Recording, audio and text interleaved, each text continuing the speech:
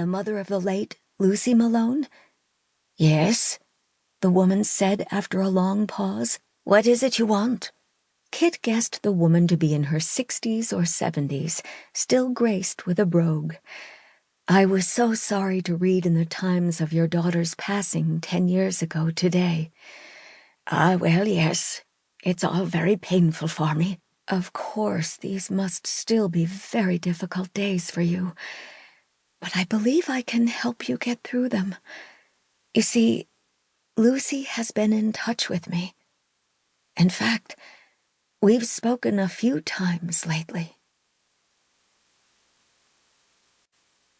2.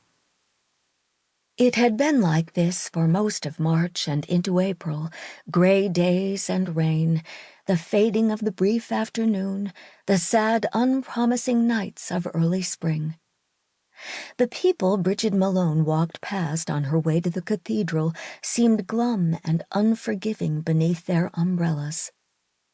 Although traffic on Fifth Avenue was light at that time of the morning, and she could have crossed at any time, she dutifully waited for the walk sign before she made her slow, solitary way across to the cathedral. 3 steps up, she gripped the handrail and paused a moment to catch her breath, tilting her head to look up at the grand facade of St. Patrick's Cathedral. In Ireland, she'd been a smoker, and now it was catching up to her, the shortening of breath, the occasional dizziness her doctor attributed to high blood pressure. When her daughter was taken from her, she fell back into her old habits, adding drink to the mix, whiskey and silence and smoke. Since then, she'd given up 2 of the 3. It was silence that eventually became her refuge, the silence that sometimes came late at night when she inevitably woke in the small hours, the kind of fragile peace that might carry to her ears the voice of her daughter or a fading vision of the girl she had lost. "Come to me in my dreams," she sometimes thought before she closed her eyes at night. But her daughter never did. Bridget thought that her memory was just too crowded with all the other dead she'd known and mourned. Her mother, who died giving birth to her 9th child. Her father, who gradually drank himself to death every night at McNeil's pub. There were her childhood friends, most of them gone as well. Natural causes, accidents, murder, suicide.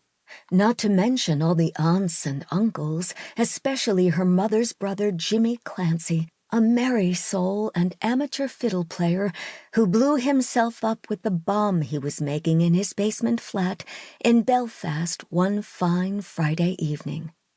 Locals said that all these years later, they were still finding bits of him here and there, caught in a crack in the floorboards, or between the jaws of a pet dog, triumphant with the ankle bone it had dug up in the back garden.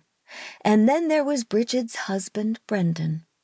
Only rarely did he visit her in her dreams, and when he did, it was a young Brendan, the man who, as her mother put it, was courting her when she was 17.